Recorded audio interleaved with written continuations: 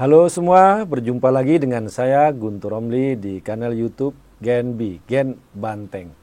Ya, posisi politik dan sikap politik PDI Perjuangan adalah sebagai partai penyeimbang. Ibu Mega, Ketua Umum partai kita, menegaskan bahwa Pak Prabowo harus dijaga. Itu ada sejumlah menteri yang masuk dalam kategori mendapatkan raport merah. Raport merah dari publik ya? Dari publik. Apa yang dialami oleh Bung Noel ini menjadi refleksi bagi kabinet Presiden Prabowo Subianto. Tetapi kita tahu bahwa Presiden Prabowo itu pasang badan buat para pembantu. Dengan cara apa? Mumpung belum 1 tahun, masih ada 4 tahun sekian bulan, Presiden Prabowo harus juga bekerja cepat untuk melakukan evaluasi. PDI Perjuangan ingin memastikan bahwa kabinet ini bekerja secara benar.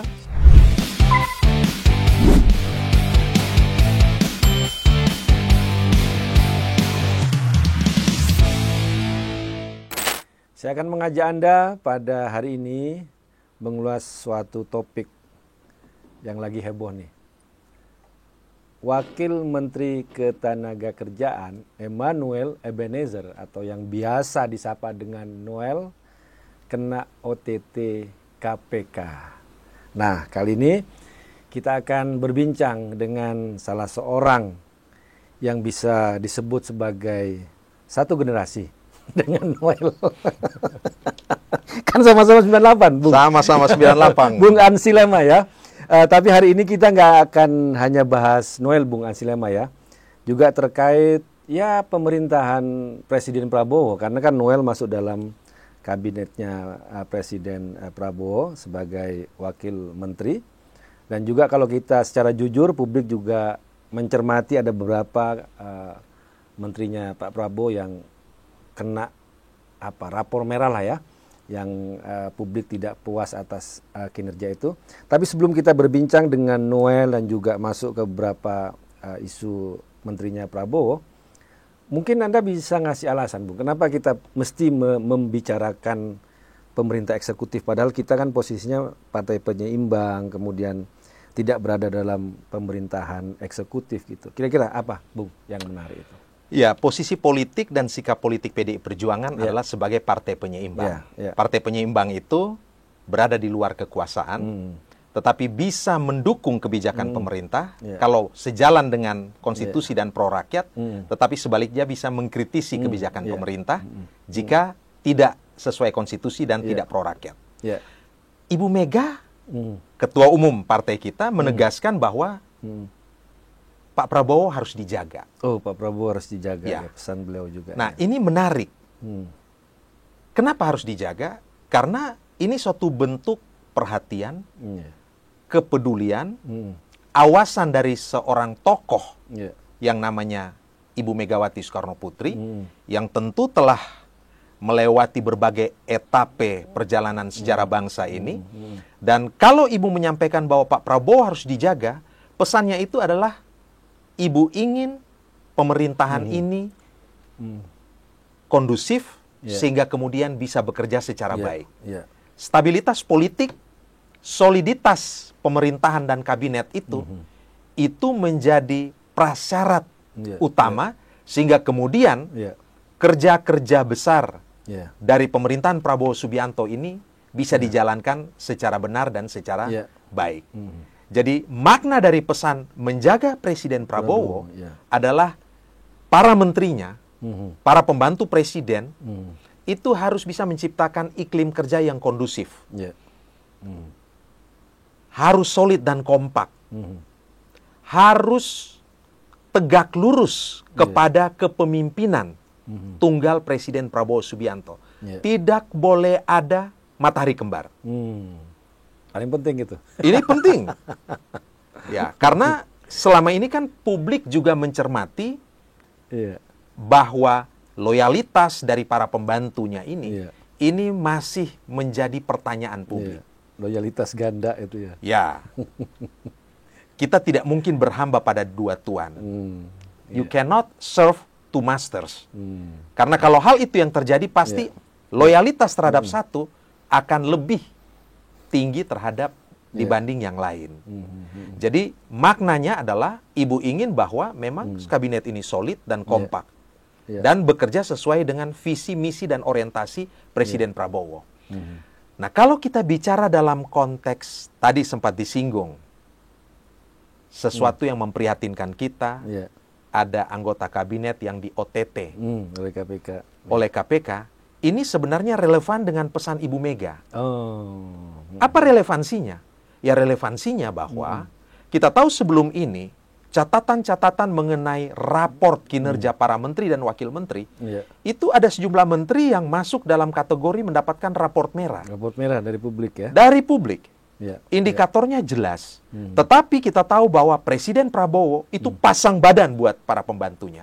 Dengan cara apa? Dengan tidak mereshuffle mereka.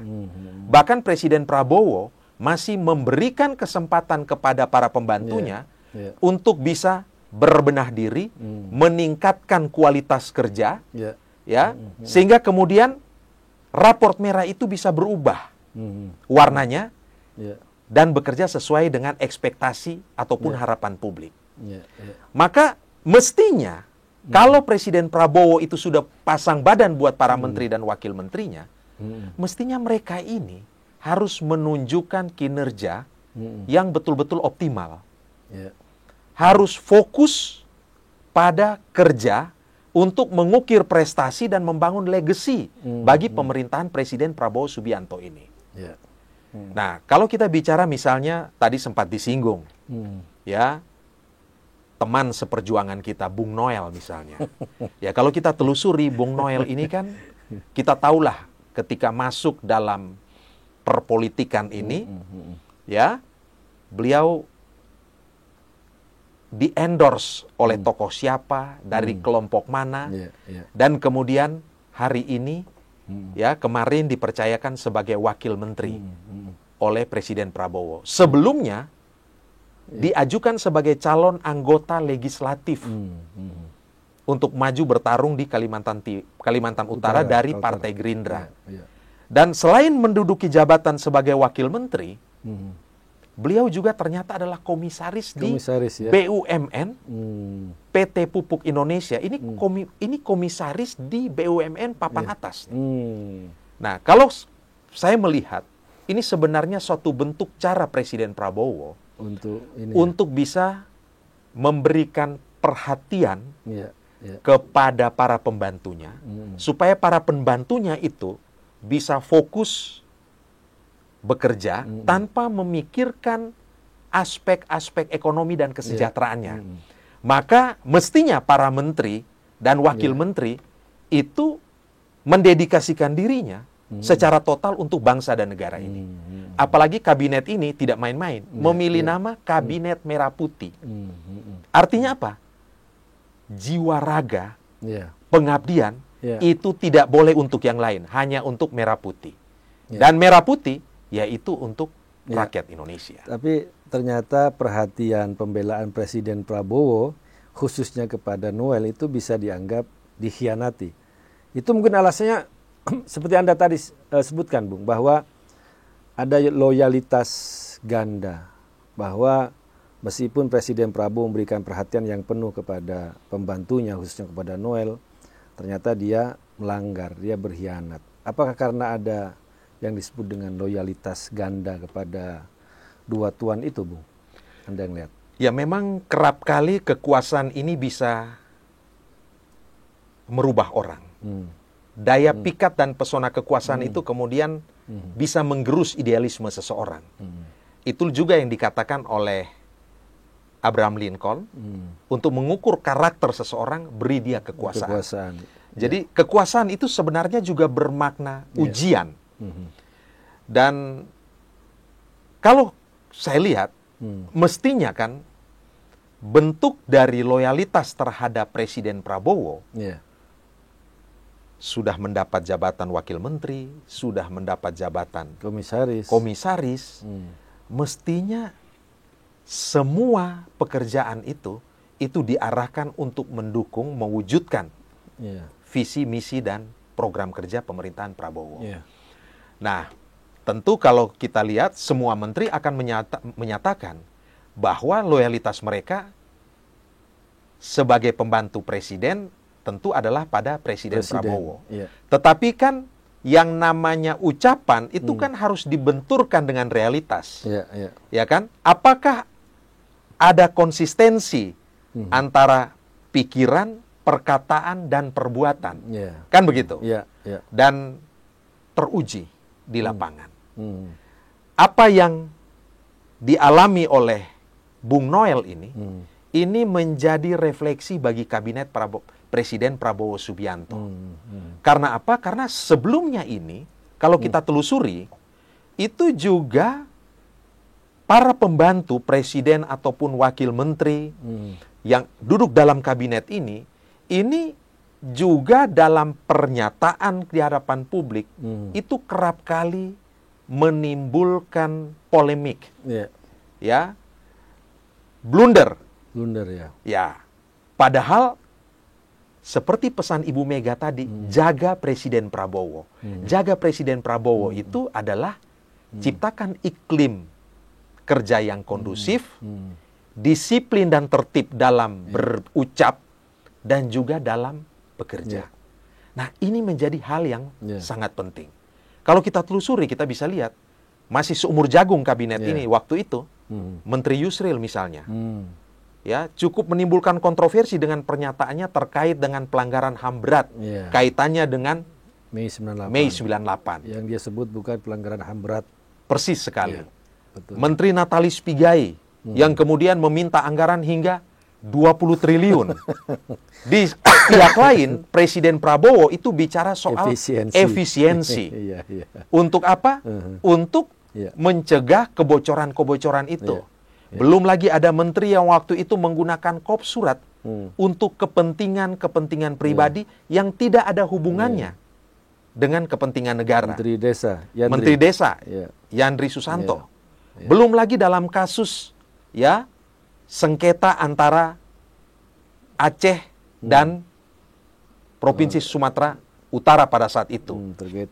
Terkait dengan 3 pulau itu. Belum lagi ada juga investasi pertambangan di pulau di sekitar Raja Ampat. Ada menyebut nama Bahlil. Ya, belum lagi kepala kantor kepresidenan yang kemudian bicara merespon dengan menyampaikan teror kepala babi. Dimasak aja. Dan yang terkini itu adalah pernyataan dari Menteri Keuangan yang menyatakan bahwa guru adalah beban negara. Walaupun kemudian sudah diklarifikasi oleh staf Kementerian Keuangan menyatakan bahwa itu tidak diucapkan oleh beliau. Namun kalau kita lihat, kan sebelumnya ada narasi yang disampaikan oleh beliau. Bahwa apakah gaji guru dan dosen sepenuhnya harus dibiayai oleh negara. Berarti kalimat selanjutnya adalah gaji guru dan dosen adalah beban bagi negara. Padahal konstitusi kita jelas mengatakan bahwa salah satu tujuan kita bernegara itu adalah mencerdaskan kehidupan bangsa. Nah, kalau kita susun rentetan ini, menteri-menterinya kita list ini tidak memberikan kontribusi yang positif dalam upaya membangun citra positif bagi kabinet ini. Ya, jadi belum lagi kita lihat Bung Nusron misalnya, kawan kita, bicara juga bahwa tanah ini semuanya milik negara. Cuma Bung Nusron ini lebih gentle dan lebih ksatria daripada Menteri Keuangan. Karena kemudian beliau tampil ke publik, melakukan klarifikasi, permohonan maaf, dan ini patut kita acungi jempol. Dan apa yang terjadi ini jangan sampai kemudian menggerus citra positif Presiden Prabowo yang kemudian bisa mengancam kepercayaan publik. Sesuatu yang paling mahal dalam politik itu apa, Bung? Yaitu public trust ataupun kepercayaan publik. Dan kepercayaan publik itu dibangun dari 2 hal. Dibangun dari integritas para penyelenggara negara, pemimpin dan juga para pembantunya, dan yang kedua kapasitas. Apa integritas itu? Integritas itu adalah relasi antara seorang pemimpin dengan nilai-nilai keutamaan values yang hidup dalam dirinya. bersih, disiplin, jujur, berdedikasi. Nah, ini semuanya harus ada dalam diri para menteri dan juga wakil menteri. Sementara bicara kapasitas, itu bicara relasi seorang pemimpin dengan kompetensinya dalam berpikir dan mengimplementasikan pikirannya dalam tindakan nyata, dalam bentuk kebijakan dan program kerja. Dua hal ini, jika dijalankan secara baik dan benar, dan menghasilkan kerja-kerja yang hebat, baru kemudian muncul yang namanya kepercayaan publik atau trust publik. Tetapi kalau yang terjadi adalah para menteri dan wakil menteri dalam berucap menimbulkan blunder, menimbulkan keresahan publik, maka bukan tidak mungkin kabinet ini akan mengalami dekadensi atau pembusukan dari dalam. Karena apa? Karena masyarakat mengalami krisis kepercayaan. Menteri-menteri tadi Anda sebutkan juga, pas di awal-awal juga kan ada itu menteri yang mau ke Solo terus bilang, saya mau ketemu dengan bos saya. Itu kan Anda ngelihat, kalau yang Anda sebut tadi menteri-menteri kan kebanyakan saya lihat itu kayak Noel ya. Ini pengalaman saya juga. Kemarin kan Noel sering tampil bukan sebagai atas nama wakil menteri, di atas nama ketua Jokowi Mania. Jadi kayak dia nggak 100% gitu loh di pemerintahan, di kabinet, muncul di TV atas nama ketua Jokowi Mania, ketua relawan. Padahal dia kan sudah wakil menteri, udah diberi amanah jabatan, kemudian juga dikasih komisaris. Akhirnya yang terjadi juga tergelincir. Apakah menteri-menteri yang lain juga menurut Anda juga ada hal yang sama itu, Bung? Ya, kalau terkait dengan pernyataan beberapa menteri ketika akan ke Solo, saya ingin menegaskan bahwa new era has already come. Hari ini kita sudah masuk dalam era baru.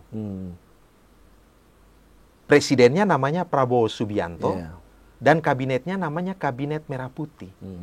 Jadi sudah tinggalkan masa lalu itu. Maka loyalitasnya haruslah loyalitas tunggal. Segala sesuatu yang diucapkan secara spontan itu biasanya lahir dari hati. Dan itulah sesungguhnya sesuatu yang orisinal, sesuatu yang otentik, yang mau menjelaskan bahwa, oh berarti yang disebut bos itu bukan Presiden Prabowo. Berarti ada bos yang lain. Masih bos yang lama. Masih bos yang lama. Nah ini kan menjadi persoalan, kan begitu. Nah di sisi lain kalau kita lihat, menteri ataupun wakil menteri yang kita kenal, betul-betul merupakan kader atau orang dekat Presiden Prabowo, cukup tertib dan cukup disiplin dalam menjalankan tugas-tugas mereka. Paling kalau kita lihat yang hanya Menteri Fadlizon misalnya, yang menimbulkan kontroversi dan perdebatan di publik ketika ingin melakukan penulisan ulang sejarah. Dan kemudian mengaitkannya dengan mempertanyakan bahwa apa betul ada pemerkosaan massal dan seterusnya. Tetapi menteri-menteri yang lain, ya, yang berasal dari Gerindra, yang merupakan kader tulen Presiden Prabowo, tampaknya mereka betul-betul menjaga iklim kondusif, betul-betul menjaga stabilitas politik, dan juga bagaimana menjalankan visi misi dan program kerja Presiden Prabowo ini. Nah, Presiden Prabowo juga harus berhati-hati, harus lebih jeli dan harus peka untuk melihat. Nah, jangan sampai kan ini yang terjadi adalah fenomena kuda Troya. Kuda Troya ya? Iya. Kita tahu kan? Bagaimana pada saat itu ceritanya kan? Jadi ada penyamaran yang dilakukan yang tujuannya adalah untuk menggerogoti kekuasaan dari dalam. Nah, maka kejadian OTT kepada wakil menteri Noel ini harus menjadi momentum, alarm bagi Presiden Prabowo untuk mungkin mulai berpikir melakukan evaluasi dan bersih-bersih. Para menteri juga harus mulai mawas diri untuk mulai kembali kepada fokus dan prioritas kerja mereka. Karena kalau tidak, ya tentu yang terjadi adalah masyarakat terus mengalami kekecewaan dan mengalami krisis kepercayaan terhadap pemerintahan. Setelah kasus Noel, Bung menyebutkan Presiden Prabowo perlu melakukan evaluasi bersih-bersih, gitu kan. Tapi kan kita lihat kan juga di situ ada masalah, ada kompromi politik di situ, Bung, dengan berkoalisi dengan beberapa partai, sedangkan katakanlah partai-partai atau menteri yang menjadi catatan merah itu kan juga berasal dari koalisi partai. Nah, bagaimana cara Presiden Prabowo untuk mengevaluasi tanpa harus mengorbankan stabilitas koalisi itu sendiri, Bung? Ya, mazhab ataupun paradigma dasar dari Presiden Prabowo ini kan adalah persatuan. Memang beliau kita kenal sebagai seorang politisi yang membangun politik silaturahmi, politik jembatan yang melintas sekat-sekat politik. Dan itu sebenarnya hal yang sangat baik. Pesan sesungguhnya itu lebih kepada para pembantunya yang telah mendapatkan kepercayaan dari Presiden Prabowo Subianto. Bahwa mereka harusnya itu lebih menunjukkan kualitas kinerja mereka, lebih menunjukkan loyalitas dan soliditas mereka. Dan bagi Presiden Prabowo, sesungguhnya beliau sudah memberikan tenggat waktu yang sudah lebih dari cukup. Ya, sudah lewat 100 hari, bahkan sebentar lagi akan masuk tahun pertama. Maka melakukan evaluasi ya terhadap kerja dari para pembantunya beliau, ini merupakan suatu hal yang perlu untuk dilakukan. Tentu basisnya itu adalah meritokrasi atau merit system kan begitu. Bahwa ada pertimbangan politis, tetapi jika hal ini terus-menerus dibiarkan, dampak buruknya juga akan kepada kabinet ini. Dan ujung-ujungnya adalah kepada kerja-kerja konkret bagi masyarakat. Dan seperti tadi saya sampaikan bahwa berkali-kali kok Presiden Prabowo ini sudah pasang badan. Bahkan dalam hal komunikasi politik, Presiden Prabowo itu secara eksplisit mengakui secara rendah hati bahwa ada persoalan dalam komunikasi politik yang dilakukan oleh para pembantunya, baik menteri ataupun juga wakil menteri. Dan pemimpin itu kan ditunggu tidak saja tindakannya, tetapi juga ucapannya dan perlakuannya. Ucapannya itu kan punya dampak publik. Nah, maka mereka harus lebih hati-hati, lebih waspada sebelum memberikan ucapan. Dan itu yang paling penting ya. Memang yang kalau kita ngeliat 10 bulan belakangan ini, kontroversi itu lebih berasal dari ucapan-ucapan itu yang disebut menyinggung masyarakat ataupun kan malah membuat kontroversi kesalahpahaman sehingga muncul reaksi penolakan dan sebagainya. Itu Bung ya yang paling nyata itu ya dari ucapan itu ya. Ya, yang pertama yang harus dihilangkan betul adalah blunder-blunder dalam statement-statement politik itu. Yang kedua, tingkatkan kualitas kerja. Dan yang ketiga, jangan melampaui otoritas. Ya, contoh melakukan privatisasi kekuasaan dalam tanda petik. Contoh penggunaan surat tadi untuk kepentingan pribadi ataupun personal. Ini kan tidak bisa dibenarkan secara etika politik, etika publik. Atau misalnya ada anggota keluarga yang ingin keluar negeri bersurat ya kepada kedutaan untuk minta pelayanan khusus. Walaupun kemudian itu sudah diklarifikasi. Menteri Koperasi ya? Ya. Maman. Seperti itu. Jadi kalau kita buat litani, buat perjalanan, tampaknya sudah cukup banyak. Kita menemukan blunder-blunder politik yang dilakukan oleh para pembantu presiden ini. Di sisi lain, rasa-rasanya juga tidak banyak prestasi-prestasi hebat yang sudah diukir oleh para menteri. Padahal kan ada program yang namanya Sekolah Rakyat. Ada program yang namanya Koperasi Merah Putih. Nah, mestinya ini menjadi program-program idol ataupun program-program unggulan yang hari ini itu bisa menjadi sebuah cerita ataupun success story. Tetapi kalau kita periksa memang masih menjadi catatan. Tentu PDI Perjuangan sepenuhnya mendukung program yang namanya makan bergizi gratis. Koperasi Merah Putih. Tetapi harus bisa dipastikan mulai dari tahapan perencanaan sampai kepada implementasi dan evaluasi, bahkan proyeksi ke depan, ini semua prosesnya harus berjalan dengan benar.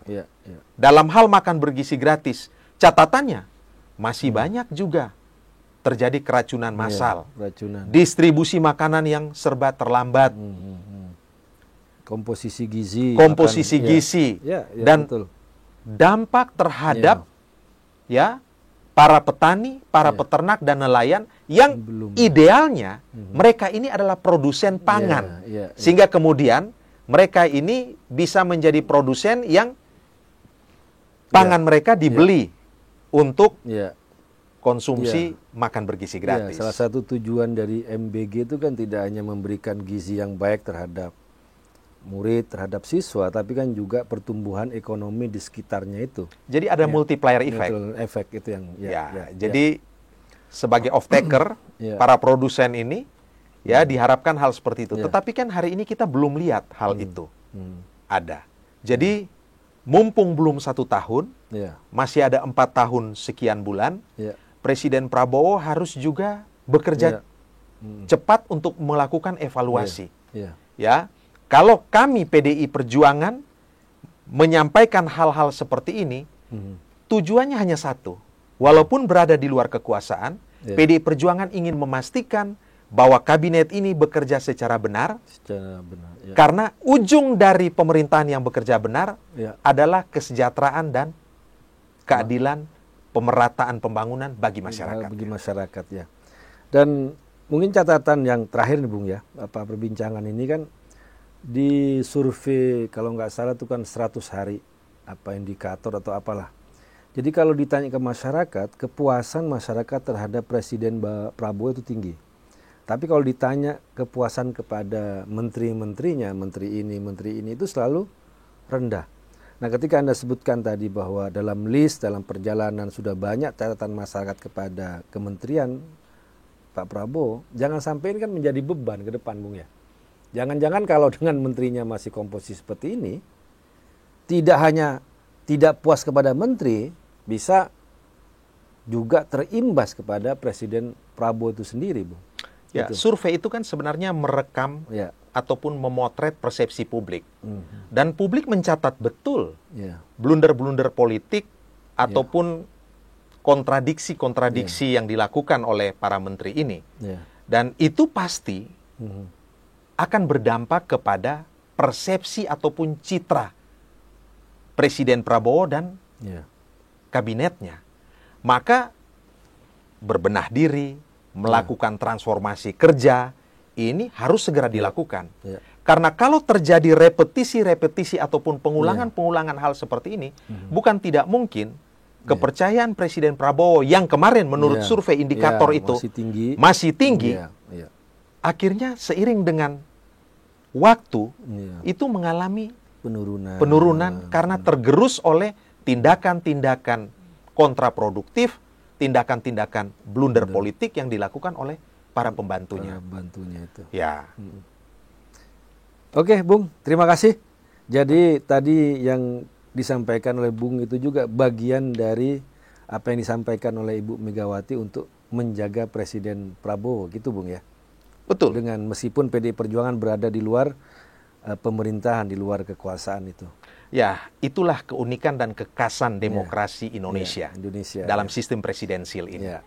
Berbeda politik tidak berarti tidak bisa duduk bersama untuk bicara tentang kepentingan bangsa dan negara ini. Dan PDI Perjuangan melakukan hal itu, bahkan punya perhatian dengan memberi pesan kepada